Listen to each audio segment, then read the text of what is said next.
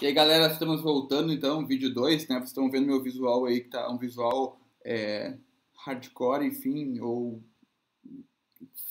visual de quarentena, barba grande, não posso cortar o cabelo por enquanto, enfim, porque eu estou fazendo sim quarentena, porque eu li a história e sei o que está acontecendo e não quero ser uma das vítimas. Espero que vocês também possam observar a história direitinho e não sejam vítimas dessa nova pandemia.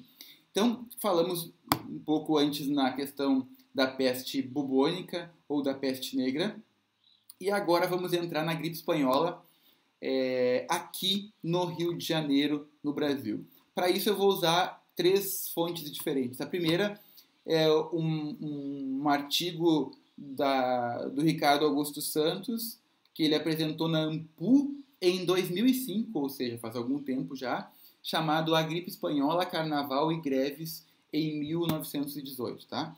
Então, vamos trabalhar um pouquinho nesse sentido.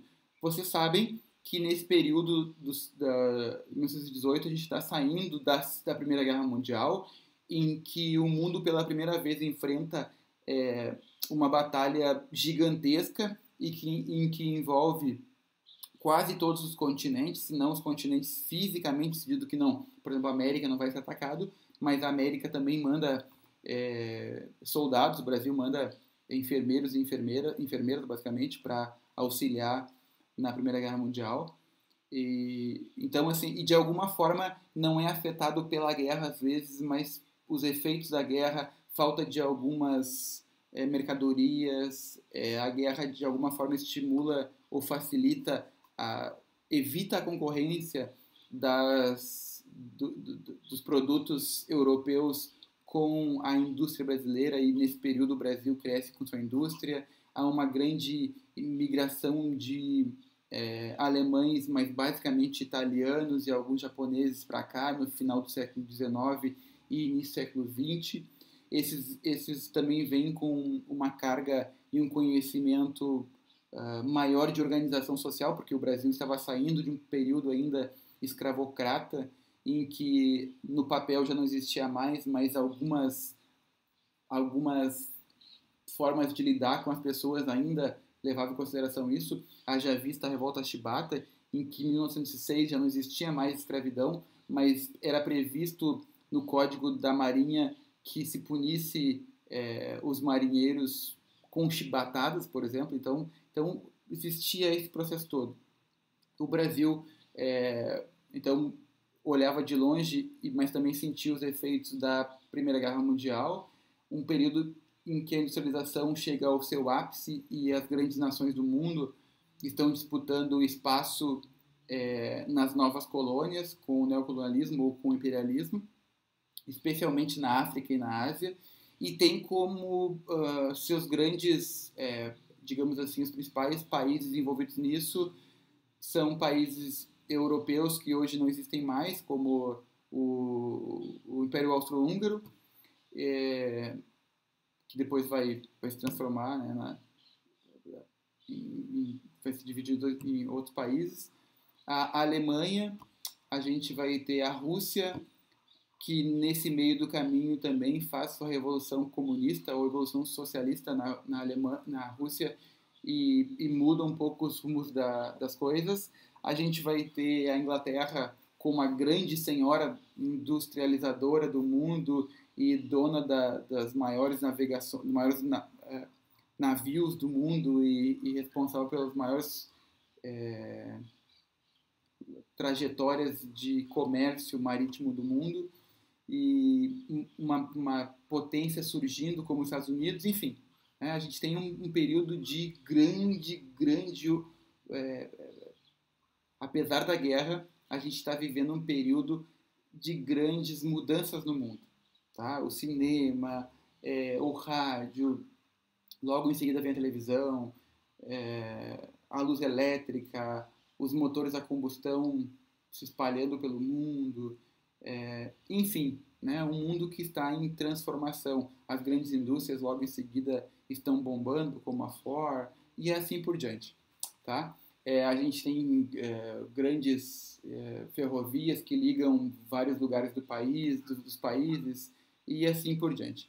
Nesse processo, o Brasil não fica para trás e também passa por algumas mudanças. Uma delas é a ideia de urbanização do Rio de Janeiro e de higienização do Rio de Janeiro, que é fundamental, um período que os pobres, os negros pobres que foram libertos da escravidão e que moravam na beira do mar, porque era mais fácil, era mais próximo, que moravam nos seus casebres amontoados ali, foram expulsos. Nesse período se constrói também o calçadão de Copacabana, e esses vão ser alocados nos morros, o mais próximo possível do mar, vão ser os morros que tem ali no Rio de Janeiro, dando origem às favelas que a gente tanto conhece, que eu vou falar hoje.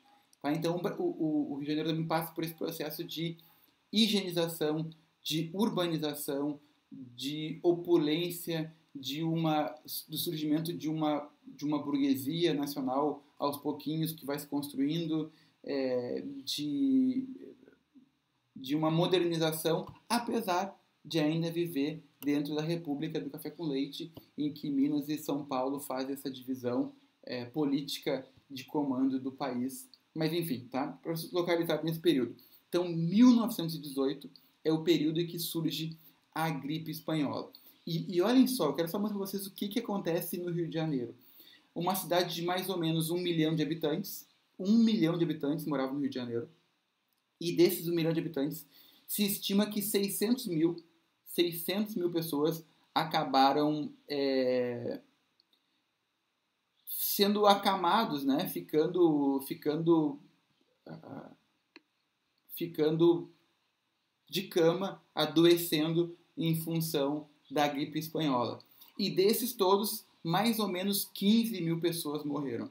Comparem o Brasil hoje, pensem que nós temos hoje estou gravando segunda-feira, 4.200 mortes no Brasil, e nós temos, sei lá, não sei quanto tem no Rio de Janeiro hoje, mas certeza que deve ter umas 10, 12, 15 vezes mais do que tinha de habitantes nessa época, e nós, em um mês, nós estamos aí, mês e pouquinho, nós perdemos 4 mil pessoas e estamos assustados. Eles perderam em 2 meses e meio, com a gripe espanhola, mais ou menos 15 mil pessoas, tá? E os médicos não sabiam como tratar essa gripe e nem sabiam o que fazer. E olha aí, meus alunos da gastronomia, o que eles receitavam como forma de lutar como remédio, digamos assim, contra a gripe espanhola.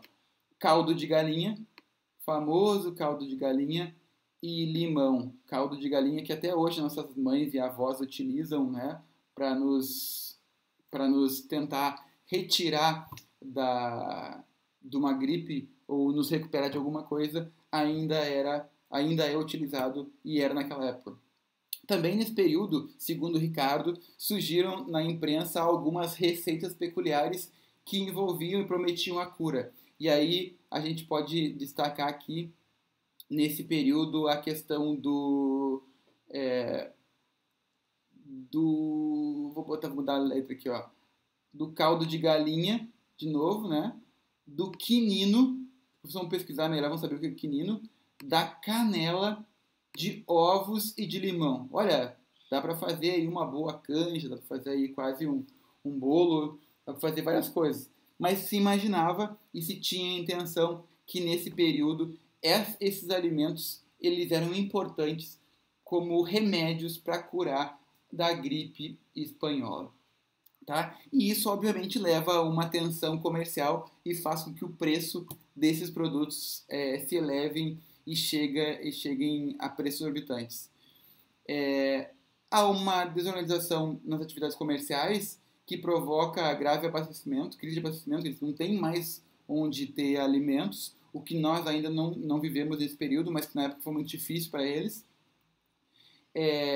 E a forma de conseguir sobreviver nesse período é o governo distribuía pão e caldo de galinha para os mais pobres. Hoje se distribui recursos financeiros também, com o auxílio do governo federal, mas na época se optou por fazer a distribuição de pão e caldo de galinha para os mais pobres. Segundo o Moacir Flores, que eu peguei lá do Instituto Histórico e Geográfico do Rio Grande do Sul, ele tem umas notas sobre a gripe espanhola, e olha só o que ele traz também como é, remédios para a gripe espanhola, tá? Então, ele vai colocar ali o limão, né? O limão e o quinino, que são fundamentais de novo. O quinino, vocês vão lembrar do quinino, a gente vai falar um pouquinho sobre o quinino no final. E para baixar a febre, né? E o óleo de rícino para limpar o doente internamente, né? Então, e esses produtos vão ficar escassos, vão ficar faltando no mercado. E o frango também vai entrar como um dos produtos, porque ele é fundamental para a fabricação dessas canjas, alimento tradicional dos doentes e que ficou com o preço nas alturas nesse período. Tá?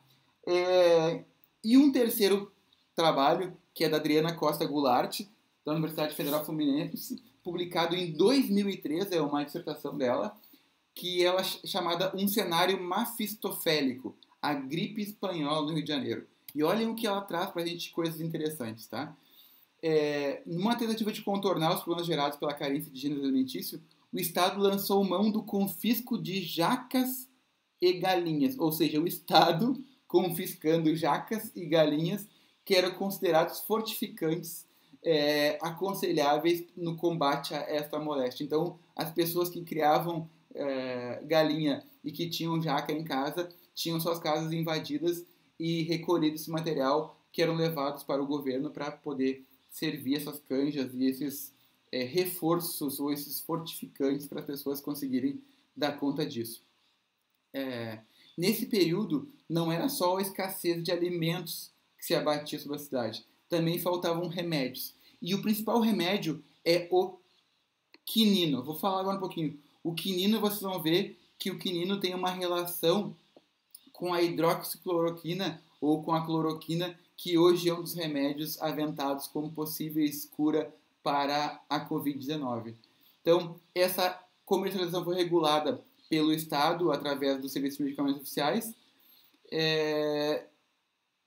que não conseguia prover a procura, né, que não conseguia prover a procura da população, quer dizer, as pessoas procuravam em grande quantidade e o Estado não conseguia fornecer esses produtos. Assim como aconteceu com a cloroquina, em que as pessoas ficaram enlouquecidas e acabaram com o estoque das farmácias, retirando a cloroquina ou a hidroxicloroquina das pessoas que precisam, pessoas que têm reumatismo e algumas doenças autoimunes que utilizam em quantidades e em porções menores, mas que, como foi aventado como uma cura milagrosa e que talvez seja realmente um produto ainda comprovado como uma possível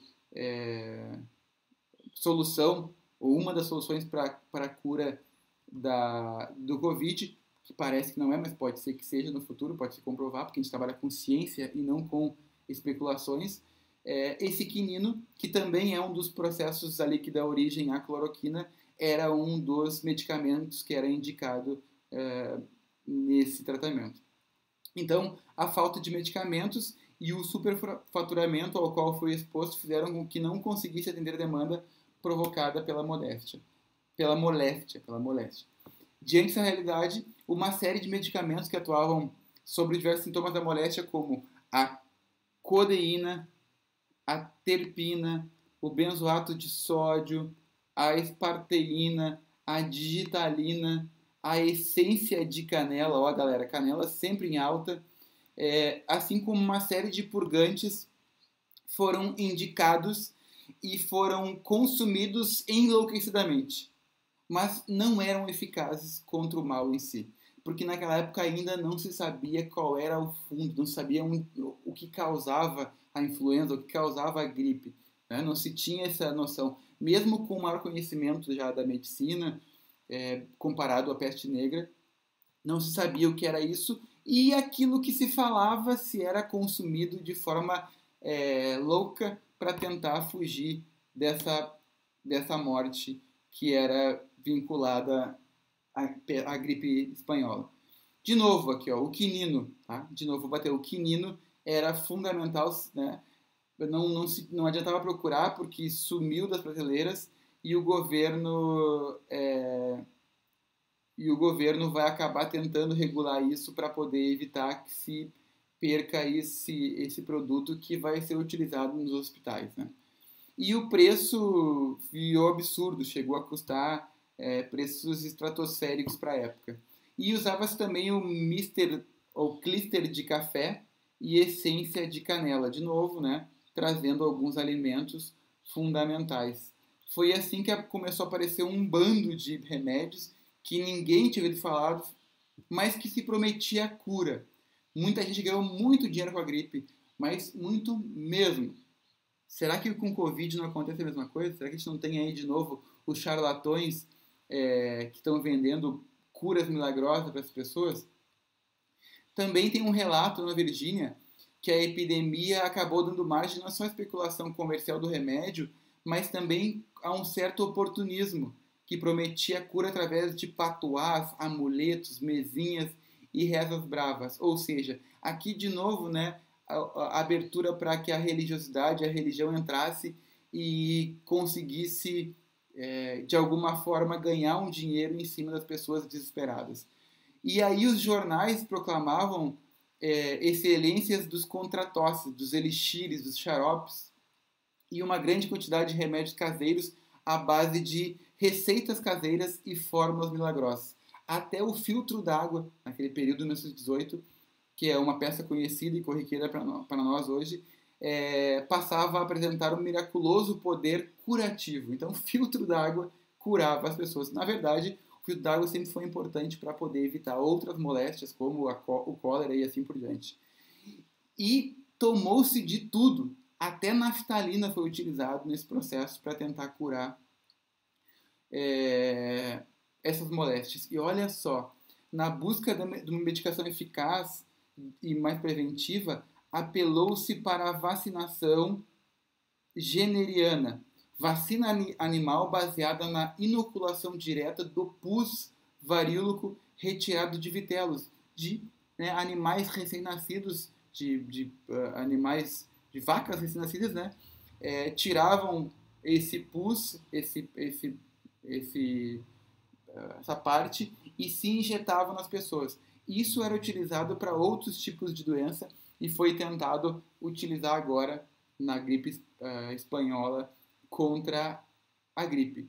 E isso tudo em vão. Quer dizer, nada disso dava conta de resolver aquilo que as pessoas queriam curar, que era a gripe. Eu me lembro agora de uma solução que foi aventada agora para o Covid, como o Anita, que é um remédio, né?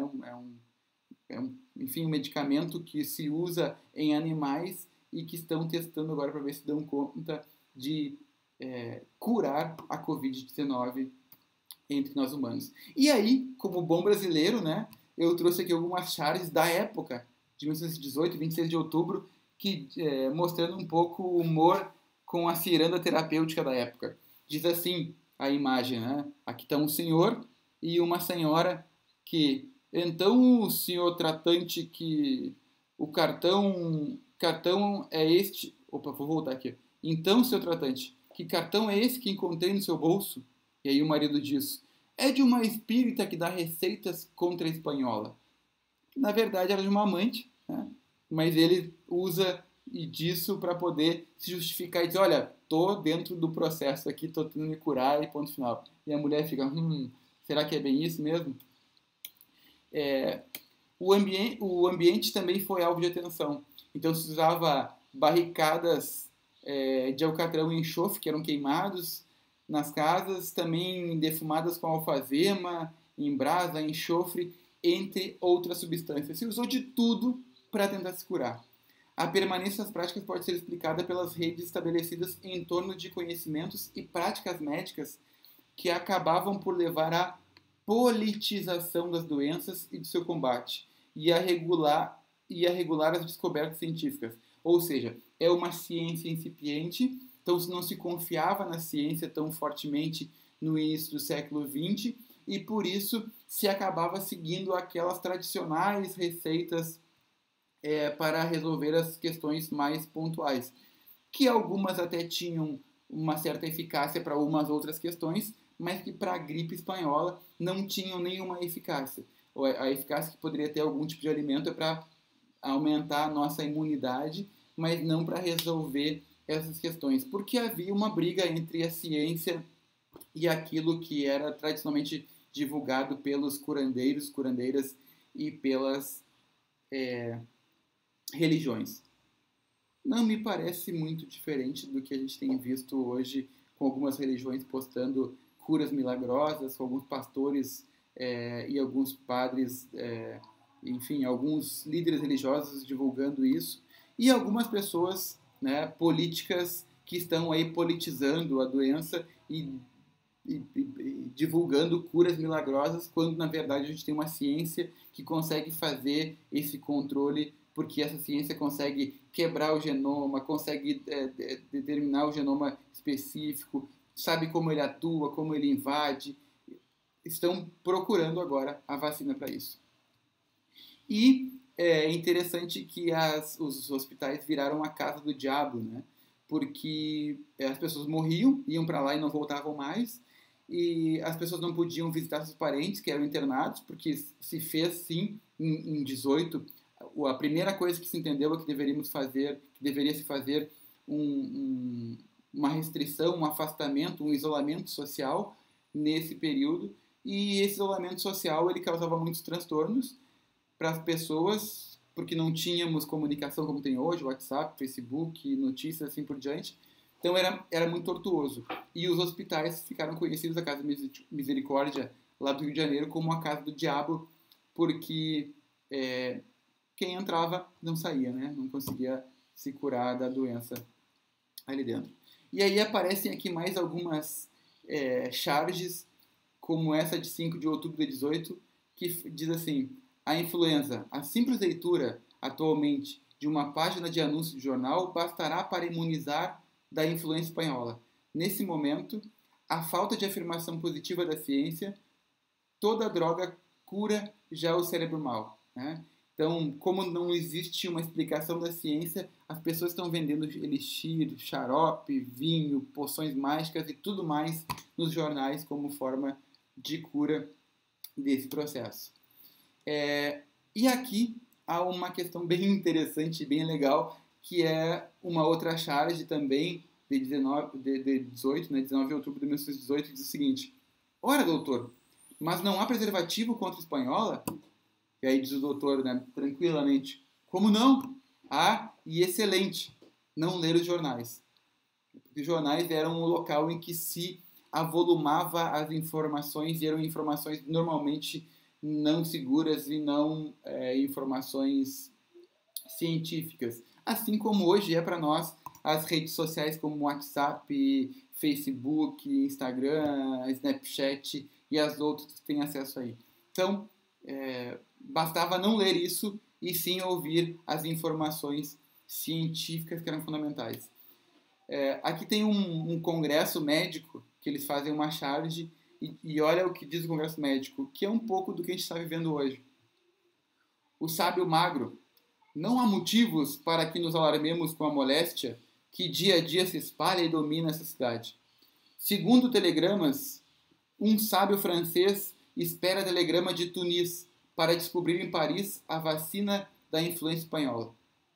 Esperemos com calma essa descoberta, porque os sobreviventes poderão imunizar-se quando o mal reaparecer. Ou seja, eles tinham ciência que eles não tinham outra forma de tratar e que esperavam que essa vacina surgisse. E também aqui tem uma outra curiosidade que uma rima, né? uma poesia, um poema, enfim, uma cartilha distribuída pelo Serviço Nacional de Educação Sanitária, que diz o seguinte: olha se não parece com o que a gente está vivendo hoje. Perdigotos, que perigo! Se está resfriado, amigo, não chegues perto de mim. Sou fraco, digo o que penso. Quando tossir, use o lenço e também se der a tim. Corrimãos, trincos, dinheiro, são de germes um viveiro.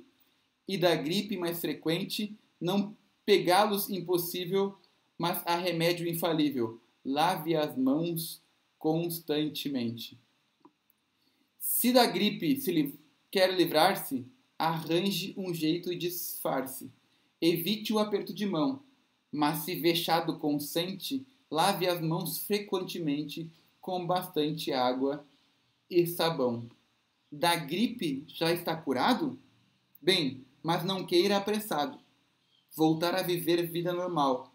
Consolide bem a cura, senão você, criatura, recai e propaga o mal. Então, interessante que nós estamos vivendo esse mesmo processo de asepsia que se falava na época e se sabia já por onde transmitia esse vírus. Eu não sabia qual era esse vírus e como reagir a ele. Como hoje a gente sabe como se transmite, a gente só não consegue ainda soluções para combater esse vírus. E por fim, né, tudo tosse. Aí descreve o conselheiro: Deus escreve direito por linhas tortas. Estou vingado, né? E aqui a gente usa hoje máscaras e aqui o pessoal usava os cachecol para poder proteger o rosto e não permitir que essa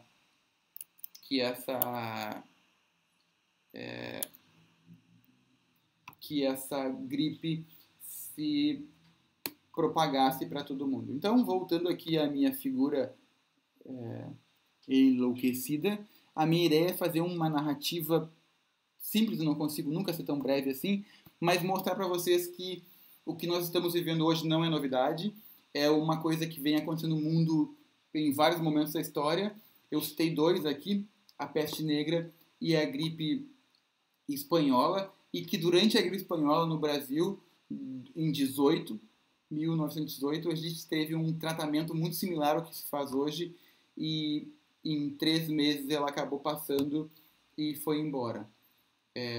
Essa gripe da gripe espanhola é o H1N1, numa outra versão, mas é essa que nos acometeu em 2010 aqui também no Brasil. Então, é uma provocação para que vocês possam observar que a ciência ela vem ganhando peso, vem ganhando espaço, mas digamos que sempre foi, e até hoje em que a ciência está consolidada, sempre foi questionada e as pessoas acham soluções absurdas e estapafúrdias e não respeitam a ciência naquilo que ela tem de melhor, que são os seus dados comprovados e recomprovados e que nos mantém vivos e mantém saudáveis muito mais do que no passado. Então, como forma de provocação, eu vou botar lá uma atividade no Siga para que vocês possam elencar ali dentro quais são as soluções mágicas, as soluções que envolvem alimentações e que envolvem produtos que possamos ingerir, ou outros produtos, ou curas milagrosas, ou curas religiosas que vocês vão encontrar hoje na rede, na internet, em algum lugar, como exemplo de como se trata ainda de forma leviana e de forma... hoje já pode se chamar quase criminosa, quando não se dá razão à ciência, não se dá razão a quem realmente conhece a medicina e a biologia, e aos cientistas sociais, porque o vírus só existe em contato com seres humanos, então o vírus por ele só, ele não é um problema, ele passa a ser um problema quando ele entra em contato conosco. E quem vai resolver a questão da economia, de isolamento social e de outras questões mais, é um grupo multidisciplinar que envolve também pessoas que pensem a ciência humana, a filosofia, a sociologia e assim por diante para dar soluções. Então, a tarefa é desafiar vocês a encontrar soluções milagrosas e estranhas e estapafúrdias para colocar ali, comparando com as soluções que foram encontradas no passado, tendo em vista que hoje nós temos uma ciência consolidada e que dá explicações. E que mesmo assim nós pensamos com cabeça medieval ou com cabeça do início do século XX. Como explicar isso? Como explicar tamanha ignorância e tamanha falta de conhecimento para continuar divulgando e disseminando essas mentiras que a gente tem visto por todos os lugares, tá? Então que vocês tenham consciência e que vocês possam utilizar a ciência, que é a melhor forma de nos protegermos contra essa pandemia. Então a história ajudando aí um pouquinho a encarar o presente. Um beijo, boa aula.